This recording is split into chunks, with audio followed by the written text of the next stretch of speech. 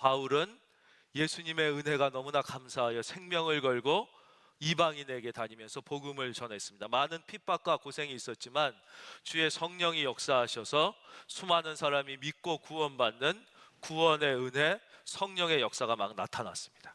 그래서 돌아와서 그 간증을 하고 기뻐하는데 모든 사람들이 다 기뻐하고 축하한 것은 아니었습니다. 그 믿는 사람 중에 일단의 유대에서 온 사람들이 야, 구원의 은혜, 성령의 역사 다 좋다. 그러나 법대로 해야지. 모세의 법대로 할례를 받아야지. 법대로 하지 않으면 구원받지 못해. 이렇게 얘기하는 사람들이 나왔다는 것입니다. 그래서 어쩔 수 없이 이 바울과 같이 복음을 전했던 일행들은 그 문제로 해서 지금 예루살렘으로 가게 된 거예요. 그러니까 쉽게 얘기하면 별로 그렇게 즐거운 마음으로 예루살렘을 가게 된 게 아니라 많은 토론과 논쟁을 해야 되기 때문에 이제 가게 된 것이죠. 그들은 드디어 이제 예루살렘에 도착했습니다. 그러니까 우리 같으면 아주 무거운 마음으로 도착했을 것 같은데 아주 의외의 일이 소개됩니다. 4절입니다.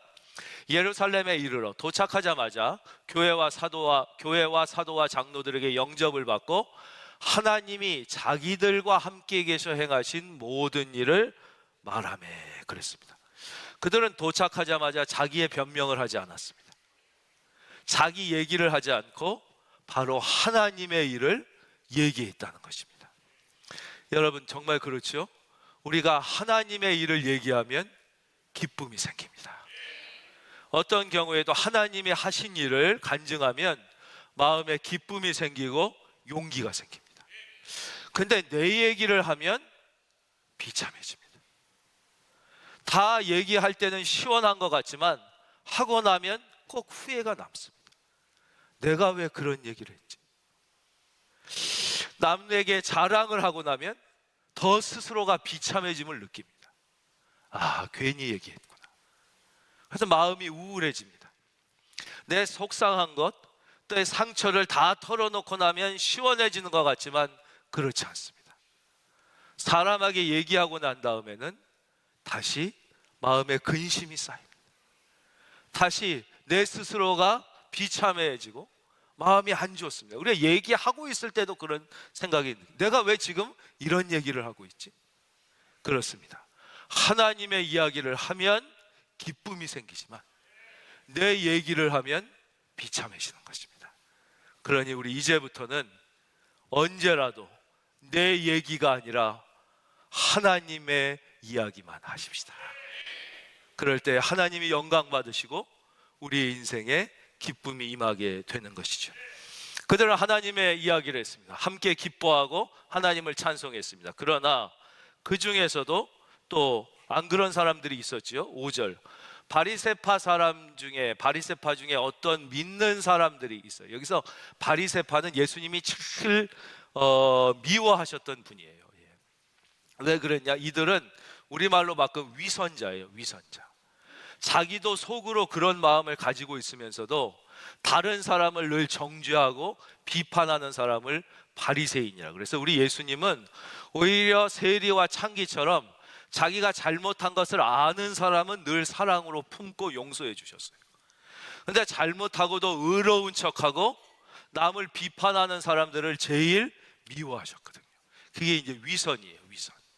그러니까 우리는 이 성경에 바리새라는 말이 나올 때마다 저 인간, 저는 위선자 이렇게 생각하면 안 되고 내가 바리새인이 아닌가 늘 이렇게 생각해야 돼요. 내가 위선자가 아닌가. 내가 실제 내 마음에 이런 잘못과 죄와 욕심과 더러운 것을 가지고도 안 그런 척하고 다른 사람을 그런 잣대로 마음으로 심판하고 있지는 않은가를 늘 스스로에게 돌아봐야 되는 거예요. 그래서 바리새인은 바로 내가 바리새인이다. 그 생각을 해야 되죠. 바리새파 중에 어떤 믿는 사람들이 늘 그래요. 문제는 외부에서 오는 것이 아닙니다. 안에서 이런 내가 믿는다고 하는 사람들이 오히려 늘 문제를 일으키고 하나님의 역사를 방해할 때가 많은 거예요. 일어나 말하되 이방인들에게 할례를 행하고 모세의 율법을 지키라 명하는 것이 마땅하다. 야, 구원의 은혜도 좋고 성령의 역사 좋지만 다 안 돼. 법대로 해라. 모세의 율법대로 해라. 안 그러면 절대 안 된다 그런 것이죠. 근데 이게 아주 큰 일이 됐던 거예요. 그래서 6절 보니까 사도와 장로들이 이 일을 의논하러 모여 많은 변론이 있게 됩니다. 이게 한 줄로 나왔지만 많은 논쟁과 변론과 갈등이 있었다는 것이에요. 이 토론의 끝에 드디어 사도 베드로가 이제 일어서서 이야기를 하기 시작합니다. 그러니까 성경에 보면, 특별히 사도행전을 보면 하나님께서 사도 베드로를 통하여 당신의 일을 쭉 하시는 내용이 한 9장까지 사도행전 중심으로 쭉 나오죠. 그러다가 10장부터 이제 사도 바울을 통하여 역사하신 주님의 이야기가 쭉 나오다가 다시 이제 15장에 사도 베드로가 나오는 거예요. 그래서 첫째 무슨 얘기를 하냐? 자기의 경험을 얘기하는 거예요. 이제 침묵하던 베드로가 일어서서 그 경험이 뭐냐? 7절. 많은 변론이 있은 후에 베드로가 일어나 말하되 형제들아 너희도 알거니와 하나님이 이방인들로 내 입에서 복음의 말씀을 들어 믿게 하시려고 오래전부터 너희 가운데서 나를 택하시고 그랬어요. 그러니까 자기의 경험을 얘기해요. 그 경험이 뭐예요? 우리가 아는 것처럼 12시에 사도 베드로가 하나님 앞에 간절히 기도드리는데 환상 가운데서 하늘에서 큰 바구니가 내려왔어요. 거기에 음식이 가득 들려 있는 거예요. 그리고는 하나님의 음성이 들렸죠. 베드로야 먹어라. 근데 베드로가 보니까 자기가 보니까 율법에 부정하다고 한 음식들이 다 있는 거예요. 그러니까 베드로가 난 못 먹습니다. 이 부정한 거 먹을 수 없습니다. 두 번째 환상에서 또 내려와요. 똑같은 일이 베드로야 먹어라. 아니 나 못 먹는다니까요. 하나님 이거 부정한 거라고 그랬는데 내가 이걸 뭐 어떻게 먹습니다. 난 못 먹습니다. 그러니까 하나님이 또 져주시는 거예요. 또 올라가는 거예요. 세 번째 또 내려왔어요. 베드로가 세 번째도 끈기 있게 막 나는 못 먹습니다. 하나님 이거 더럽다고 한 거 나는 부정한 거 절대 못 먹습니다. 그랬더니 하나님이 뭐라 그러세요?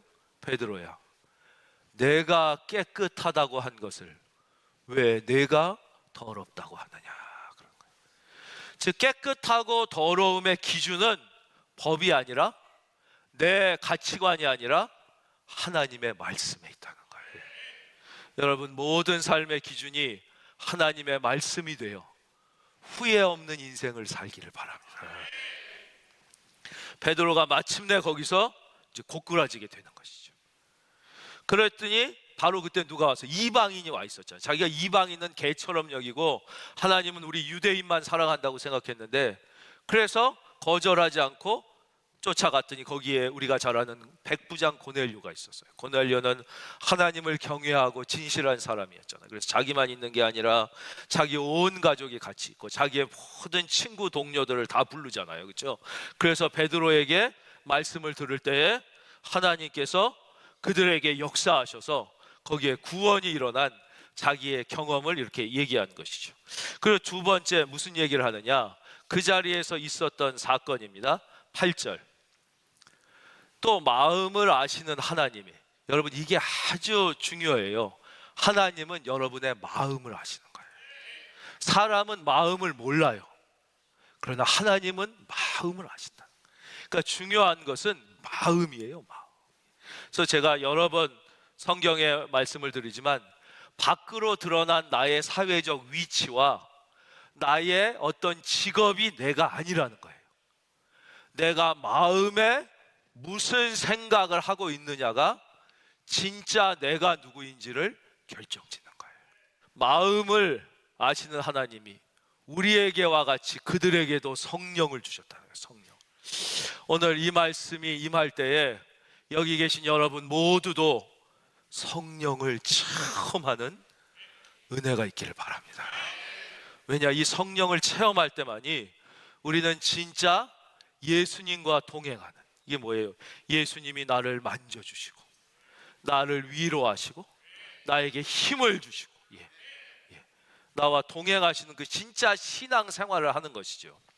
우리는 내가 예수님을 믿고 구원받았다고 생각하지만 실제 구원의 경험은 없이 성경이 그렇게 써 있으니까, 목사님이 그렇게 설교를 하는 걸 들었으니까 내가 그냥 인식하는 거에 불과할 때가 많아요. 인식해서 내가 성경에 예수 믿으면 구원받는다고 그랬으니까 구원받았다, 설교에 예수 믿으면 구원받았다, 그 구원, 이렇게 머리로 인식은 하지만 진짜 구원을 체험하지 못하는 목마른 구원. 그래서 늘 구원이 흔들리는 것이죠. 그렇다면 예수님은 누구냐, 이걸 알아야겠죠. 예수님은 누구냐면 원래 하나님이셨어요. 그래서 성경은 예수님을 이렇게 소개해요. 그는 본래 하나님의 본체이신 하나님이셨어요. 근데 인간이 수많은 죄 가운데 사망과 지옥에 갈 수밖에 없게 됐잖아요. 그러니까 하나님이 인간을 구원하시기로 결정하셨어요. 그러니까 누군가 이 인간의 죄를 대신 지고 죽을 죄 없는 존재가 필요했어요. 근데 모든 인간은 죄인이니까 어쩔 수 없이 하나님이 우리를 대신해서 죽어주실 수밖에 없는 것이. 그래서 그렇게 결정을 하셨는데, 하나님은 육체가 없으신 영이에요. 우리가 모든 예배마다 뭐라고 고백해요? 하나님은 영이시니 예배하는 자가 영과, 그러니까 영이기 때문에 죽을 수가 없어요. 그래서 영이신 하나님이 육체를 입고 이 땅에 오신 것이죠. 그래서 예수님은 한마디로 뭐냐? 육체를 입으신 하나님을 예수님이라고 하는 거예요. 그래서 예수님이 오셔서 어떻게 했어요? 33년 동안 이 땅에 사시면서 하나님의 뜻을 가르치셨죠. 설교하고 가르치시고, 두 번째 병자를 치료하시고, 가난한 자를 먹이시고, 죽은 자를 살리시고, 바람과 파도를 잔잔케 하시고, 그렇죠, 수많은 무리를 걸으시고 기적을 행하시고, 그리고 33년째 우리의 모든 죄를 다 지시고 이제 십자가에 못 박혀서 우리 대신 죽으신 거예요. 그 다음에 사흘 만에 하나님께서 그를 사망 권세를 이기고 다시 부활하게 해주신 것이, 그게 바로 오늘 부활절이란 말이에요. 3일 만에. 그럼 부활하신 다음에 끝이 아니잖아요. 예수님은 부활하신 다음에 어떻게 하셨어요? 40일을 이 땅에 계시면서 숨어 계신 게 아니에요. 수많은 제자들을 만나시고 믿는 자들을 만나시면서 그들을 격려하시고 믿음으로 살라고 말씀하시고, 40일 만에 500명이 보는 가운데서 하늘로 승천해 올라가신 거예요. 그 500명이 보는 가운데서 하늘로 승천해 올라가시면서 무슨 약속을 하셨냐? 그 전에 십자가 지시기 전에도 여러 번 제자들에게 약속을 하셨는데, 그때 너희는 예루살렘을 떠나지 말고 꼭 아버지께서 약속하신 성령님을 기다려라. 내가 바로 하나님의 영 성령님을 너희에게 보내주겠다, 이렇게 약속을 하고 승천하셨단 말이에요. 그래, 그 중에 120명이 그 말씀을 믿고 예루살렘을 떠나지 않고 간절히, 마가라는 부자 사람이 있어요. 착한 사람의 2층 집인데 2층 집 다락이라고 번역돼서 2층 집에서 간절히 기도할 때에 마침내 50일 만에 하늘로부터 성령이 임하면서 모든 사람이 120명이 성령을 받고 믿음의 고백을 하면서, 그때 뭐가 탄생했어요? 최초의 교회가 이제 탄생한 것이에요. 그러니까 성령님은 뭐냐? 영으로 오신 예수님이에요. 그러니까 예수님은 육체로 오신 하나님이 예수님이시고, 성령님은 한번 따라하겠습니다. 영으로 오신 예수님. 그래서 이 성령님이 내 안에 오셔야, 성령 체험을 해야만 우리는 비로소 인식적인 신앙이 아니라, 그래서 의지적으로도 우리가 신앙을 가지려고 그래요. 의지적으로 내가 한번 믿어봐야지. 믿어집니까? 믿어지게 해주시는 은혜가 있어야 믿어지죠. 의지적으로 믿어진다고 그게 믿어지냐고요. 믿어지시게 하는, 왜냐? 그분은 살아계신 분이, 그의 영이 나의 속에 임하게 되면 주님이 믿어지는 은혜를 주시는 거예요.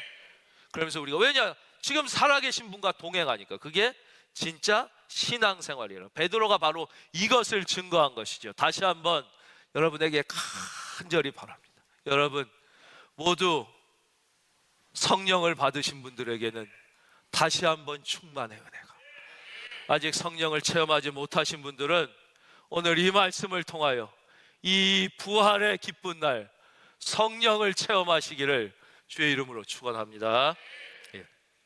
그리고는 세 번째 뭐라고 말씀하세요? 9절, 믿음으로 그들의 마음을 깨끗이 하셨다는 거예요. 즉 행위가 아니라는 거예요. 유대인이나 헬라인이나 이방 사람도 행위로는 깨끗할 사람이 없다는 거예요. 완전할 수가 없어요. 족보로도 안 되고 지식으로도 안 되고 행위로도 안 되고 오직 믿음으로. 모든 율법을 완전하게 지키신 유일하신 예수님, 그분이 나의 죄를 대신 지시고 죽으셨다는 그 사실을 받아들이는 거예요. 그 믿음으로 우리의 마음을 깨끗이 하셨다는 거예요. 여러분, 우리는 다 죄인인 것입니다. 행위로 완전할 수 있는 사람은 아무도 없는 것입니다. 유대인은 뭐 행위로 구원받고 이방인은 믿음으로 구원받는 게 아니에요. 오직 우리가 예수의 십자가 보혈을 믿을 때에 하나님께서 여러분의 마음을 깨끗이 하사 의롭다고 인쳐주시는 거예요. 이것을 우리는 이신득의 믿음으로 의를 얻는다, 이렇게 이제 얘기하죠. 예. 믿음으로 그들의 마음을 깨끗이 하사 그들이나 우리나 차별하지 아니하셨느니라. 기가 막힌 말씀이에요. 예. 차별하지 않는다. 우리 하나님은 차별하지 않으시는 하나님. 예수님을 믿으면서 잘못 가지게 되는 독선이 있어요. 독선. 예. 제가 좀 독선적이에요. 그래서 어느 분이 저에게 목사님은 너무 독선적이라고 그러시더라고요. 근데 큰 상처를 안 받았어요. 제가 원래 그런 걸 알고 있어가지고 제가 예전에 제 호를 독선이라고 지려고 그랬어요. 독선이교. 그래서 내가 스스로 독선적이라는 것을 늘 생각하면서 안 그래야겠다 이런 생각을 했었기 때문에. 근데 우리가 이런 독선을 갖는 게 뭐냐면 축복과 하나님의 은혜를 독점하고자 하는 마음. 내가 예수 믿어 구원받고 내가 이렇게 열심히 전도도 하고 봉사도 하고 내가 했으니까 나는 은혜 받고 나는 마음의 기쁨과 평화를 얻고 나가 잘 되는 거지. 이웃은 별로 뭐 그 사람 뭐 잘 살든 말든 그렇게 중요하냐 말. 이게 교회에도 나타나는 거예요. 교회에도. 아니 우리 교인이 기쁘게 예배드리고 은혜 받고 우리 교회 잘 되고 부흥하면 됐지 다른 교회까지 어떻게 우리가 다 신경 쓰고 책임지냐. 그렇잖아요. 가정주부가 남편이 이렇게 고생해서 벌어왔으면 아니 우리 가족 쓰기도 부족한데 우리가 어떻게 남 신경 다 쓰냐. 교회도 똑같아요. 아니 우리 살아가는 성도님들이 이렇게 세상에 나가서 온 힘을 다해 노력해서 하나님이 주신 것을 하나님 앞에 예물로 드렸으면 우리 교회 교인 위하여 우리 교회 위하여 쓰는 것도 부족한데 어떻게 남의 교회 다 생각하고 남의 나라까지 다 생각하냐. 이런 잘못된 마음을 가지고 있는 것이죠. 이게 그 당시 이 유대인들이 가지고 있었던 하나님의 은혜를 독점하고자 하는 아주 잘못된 마음이에요. 그 중에서도 특별히 이 바리새인들은 다른 사람이 하나님의 은혜를 받는 것에 대한 알레르기를 아예 갖고 있어요. 그러니까 성경에 보면 그 대표적인 인물이 돌아온 탕자 이야기 알잖아요. 둘째 아들이 아버지 재산 주세요. 그래 갖고 나가가지고 다 탕진했어. 그리고 이제 상그지가 돼서 돌아오니까 아버지가 아이고 죽은 줄 알았더니 내 아들이 돌아왔구나 막 안아주고 막 잔치를 베푸니까 형이 엄청 기분 나빠하잖아. 아버지 이럴 수가 있습니까? 나는 태산을 탕진하지도 않고 나는 여기서 열심히 아버지 위해서 일하고 다 했는데 나 위해선 잔치 한번 안 해주더니 저 둘째 위해서 이렇게 잔치해 줍니까? 이런 마음에 하나님이 그 형을 더 그 아버지가 뭐라 그래요? 얘야 내 것은 다 네 것이 아니더냐. 그런데 너는 그것을 그렇게 섭섭하게 생각하냐? 그러니까 우리는 다 하나님 위하여 일하는 것이 우리가 하나님의 자녀인 것이죠. 예, 우리가 우리의 일을 감당한다는 것을 알아야 돼요. 이게 당연히 우리가 할 일이란 말이에요. 그런데 그러니까 여러분 하나님이 왜 이스라엘을 선택하셨어요? 이유가 분명하잖아요. 이스라엘 아브라함부터 시작해서 다윗부터 이스라엘을 선택하신 이유를 하나님이 아브라함을 처음 선택할 때부터 말씀해 주셔요. 왜요? 너로 말미암아 모든 민족이 복을 얻고 구원을 받게 하려고. 그런데 이 유대인들의 치명적 실수가 여기 있잖아요. 우리만 은혜 받고 복 받고 선택받은 민족이다. 남들이야 구원받든 지옥에 가든 못 살든 나랑 무슨 상관이냐. 내 코가 석자인데. 이게 아주 치명적 유대인들의 실수였다는 거예요. 이게 복음의 본질이에요. 하나님의 분명한 명령이라는 거예요. 즉 왜 하나님이 나를 구원해 주셨냐. 그것은 내가 나 혼자 은혜 받고 복 받고 잘 살라는 게 아니라 당신을 통하여 당신의 가족이 구원을 받고 당신의 이웃이 구원을 받고. 이 아멘을 이렇게 속으로 크게 하고 계신 거죠? 예. 당신의 이웃이 구원을 받고 이 민족이 구원을 받고 그러라고 나를 택해 주신 것이에요. 그렇게 살지 않으면 인생은 어떠냐? 하나님 앞에 설 때까지 참된 기쁨과 만족과 충만함이 없어요. 늘 불만하고 늘 모자르고 늘 충만하지 못하고 허덕허덕 하는 거예요. 왜냐하면 인간의 타락한 본성은 끊임없이 자기 지향적이기 때문에. 이건 제 경험을 통해 좀 말씀드릴게요. 제가 하나님 앞에 제가 꿈꾸고 기도하던 것과도 비교하지 않게 큰 은혜를 받았습니다. 하나님이 은혜를 엄청 주셨어요. 그럼 처음에는 놀라요. 너무 기뻐요. 야, 이렇게 내가 상상하지도 못한 것 이상으로 주시는구나. 근데요, 어느 정도 시간이 지나면요, 그 기쁨이 당연으로 바뀌어요. 이거 당연한 거 아닌가? 이렇게 바뀌는 거예요. 당연하게 느껴져요. 그러다가 시간이 더 지나면 더 좋은 게 보여요. 저것도 더 가졌으면 좋겠는데. 그래서 반드시 하나님이 자기에게 주신 것을 감사할 뿐만 아니라 유대인은 자기에게 주신 구원을 계속 전하고 나누듯이 오늘 이 시간부터 건강한 모든 분은 몸이 약한 분을 위하여 여러분의 건강을 나눠주기를 결심하고 시작하기를 주의 이름으로 축원합니다. 그럴 때만 건강이 축복이 되고 감사가 되고 그 마음의 삶의 기쁨이 있는 거예요. 건강을 당연하게 생각해서 건강을 나를 위해만 쓰면 나중엔 건강은 당연해지고 다른 욕심이 생기고 조금만 병 오면 불평하고 이러다가 영혼이 무너지는 거예요. 여러분 중에 어떤 재능과 지식과 기술이 있다면 그것을 없는 사람을 위하여 적극적으로 나눠야 되고요. 또 여러분이 어떤 물질과 돈이 있다면 그것을 어려운 사람을 위하여 오늘부터 적극적으로 나누기를 결심할 때에 우리 좋으신 하나님이 여러분의 인생에 반드시 더 좋은 것으로 갚아주실 것입니다. 이게 성경의 약속이에요. 그래서 우리가 어렸을 때 부른 아주 좋은 찬양이 있잖아요.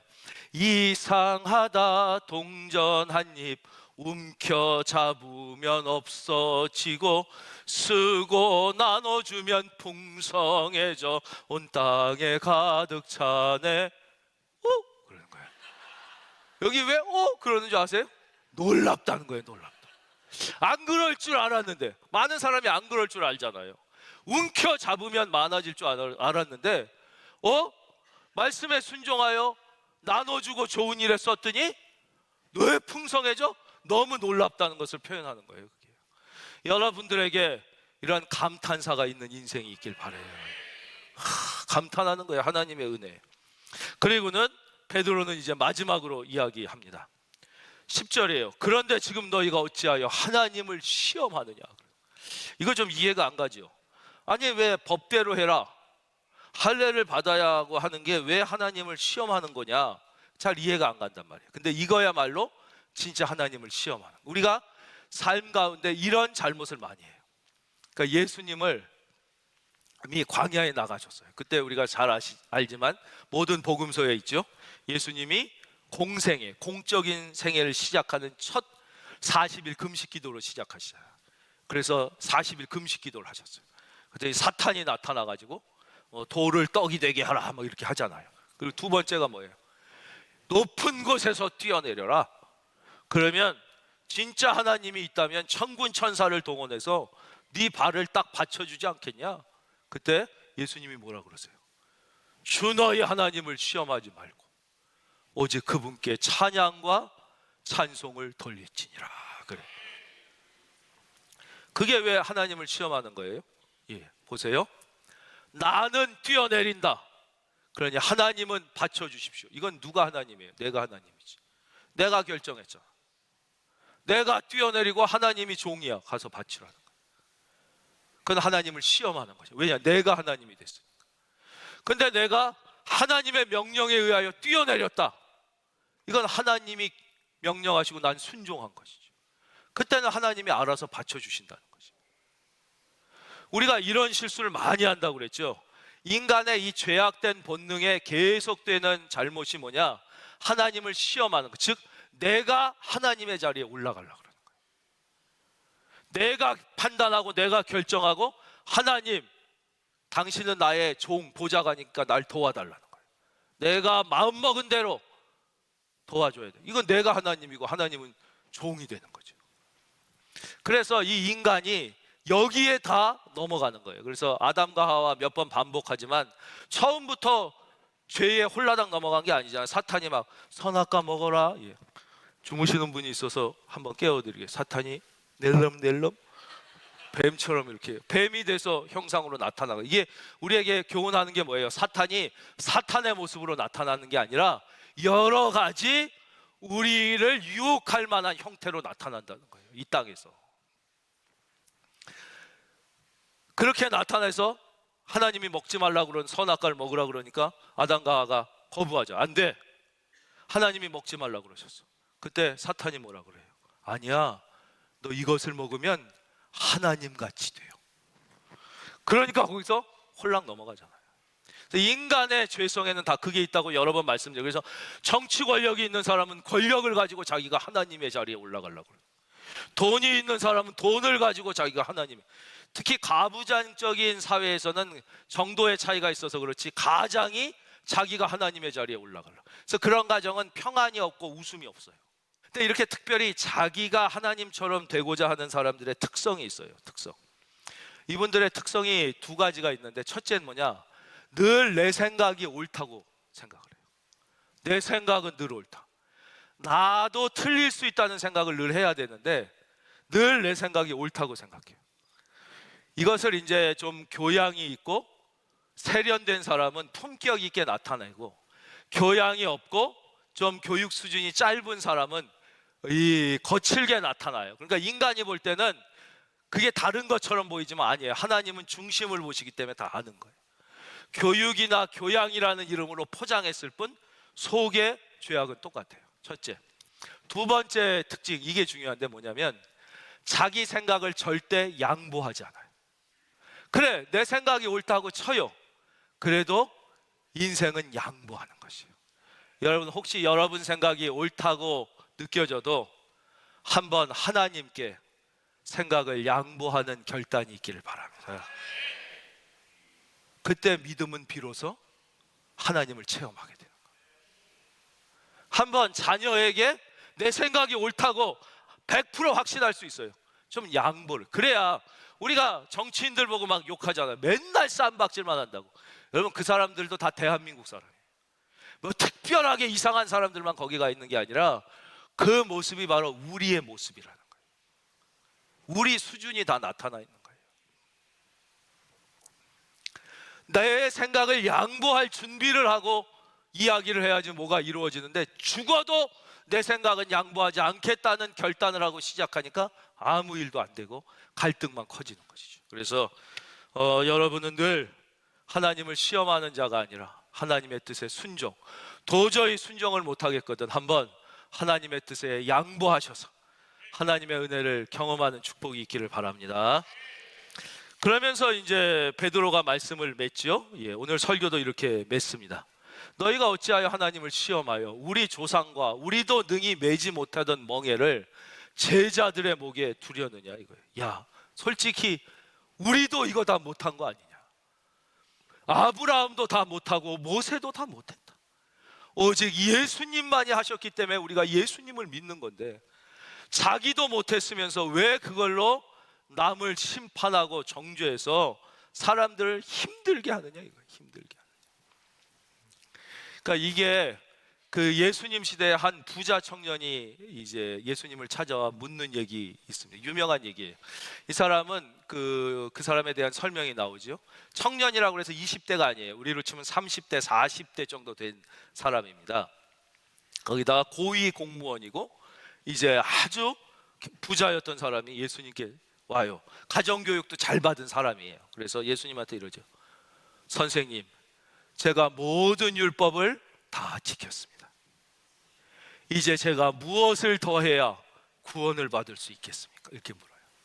그때 예수님께서 살인이란 무엇인가에 대한 새로운 정의를 내려주시죠. 네가 살인하지 않았다고 해서 율법을 다 지켰다고 생각하느냐? 그렇지 않다. 하나님은 중심을 보신다. 네가 비록 칼로 사람을 찌르진 않았어도 마음으로 사람을 저주하거나 미워했다면 그것도 하나님 앞에서는 살인한 것이다. 네가 간음하지 않았기 때문에 나는 깨끗하다고 자부하느냐? 그렇지 않다. 네가 실제 간음은 하지 않았을지라도 마음으로 음탕한 생각을 품은 적이 있다면 이미 하나님이 보시기엔 너도 간음한 자다. 새로운 정의를 해요. 즉 우리 인간은 행위로 하나님 앞에, 마음으로 하나님 앞에 온전하게 얻을 자가 하나도 없다는 거예요. 없다는 것이. 그래서 오직 뭐예요? 믿음으로 깨끗이 하나님이 해주시는 건데, 아니 왜 그거를 다른 사람의 목에 지게 하느냐예요. 그래서 우리가 예수를 믿으면서도 마음에 기쁨과 평화가 없는 이유가 여기에 있는 거예요. 교회를 예를 들면 목사가 자기도 못하면서 그것을 가지고 교인들을 계속 지적하는 거예요. 계속 자기도 못하면서 왜 이렇게 안 하냐, 왜 이렇게 안 하냐, 왜 이렇게 안 하냐. 이것을 전문 용어로 지적이라고 그러지 않고 지적질이라고 그러는 거예요. 지적질. 그러니까 마음에 평화와 기쁨이 없는 거예요. 계속 그 잣대로 사람을 심판하고 막 너 왜 이렇게 못하냐, 너 왜 이렇게 못하냐. 가정에서는 부모가 자기도 못한 걸 가지고 자녀에게 계속, 엄마도 주로 잘 못한 사람이 더 세게 그럴 때가 많아요. 그러니까 자식을 괴롭히는 거예요. 계속 너 이렇게 해야지, 왜 이렇게 못하냐. 그러니까 믿음도 너무 자녀에게 강요를 하면 애들이 질립니다. 여러분이 주님과 동행하시는 은혜가 있고 그 은혜가 자녀에게 보여져야 되는 거예요.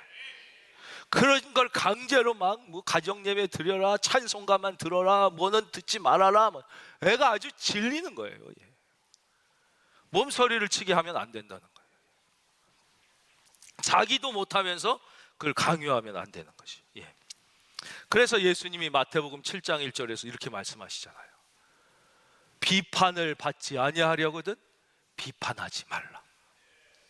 너희가 비판하는 그 비판으로 너희가 비판을 받을 것이요, 너희가 헤아리는 그 헤아림으로 너희가 헤아림을 받을 것이다. 3절 말씀을 우리가 한번 다 같이 이 뜻을 생각하면서 소리를 내서 한번 읽어보겠습니다. 시작. 어찌하여 형제의 눈 속에 있는 티는 보고 내 눈 속에 있는 들보는 깨닫지 못하느냐. 저는 이 말씀을 대할 때마다 마음에 이런 의문이 있었습니다. 왜 남의 눈 속에 있는 티가 보일까? 왜 남의 눈 속에 있는 티가 보일까요? 그 이유는 내 눈 속에 들보가 있기 때문이에요. 여러분, 거짓말을 많이 하는 사람은요, 다른 사람이 거짓말할 때 바로 알아챕니다. 왜요? 지가 거짓말을 많이 해봤기 때문에. 사기꾼은요, 사기꾼을 단박에 알아봅니다. 그러나 순수한 사람은 그걸 몰라서 속아 넘어가는 거예요. 진짜 착하고 정직한 사람은 거짓말하는 걸 찾아내지 못합니다. 지 안에 탐욕이 가득 찬 사람은 다른 사람의 욕심을 바로 알아챕니다. 왜? 자기 안에 욕망이 많아요. 자기 안이 진짜 순수하고 깨끗한 사람은요, 그걸 잘 몰라요. 그래서 그게 예전에 보면 그 이성계에게 무학대사가 한 말이 있잖아요. 돼지 눈에는 돼지만 보이고 부처님 눈에는 부처님만. 저의 예를 들면 저는 교만하거든요. 제가 교만해서요, 저는 교만한 사람이 너무 잘 보입니다. 왜요? 제가 교만하니까. 겸손한 척하지만 교만한 사람들이 이상하게 제 눈에는 너무너무 잘 보여요. 내가 교만하기 때문에. 여러분, 자기가 그렇기 때문입니다. 절대 믿음으로 살면서 다른 사람을 고치려 하지 마십시오. 내가 은혜 받고 내가 고침받고 내가 달라지는 것이 하나님의 뜻인 것입니다. 그것이 나를 향한, 내가 하나님의 은혜 가운데 새로워지고 변해져서 천국의 기쁨을 누리고 나누며 사는 것이 오늘 이 부활절 저와 여러분 한 분 한 분을 향한 하나님의 뜻임을 기약하고 우리 다 함께 은혜 충만한 부활주일 다 되시기를 주의 이름으로 축원합니다.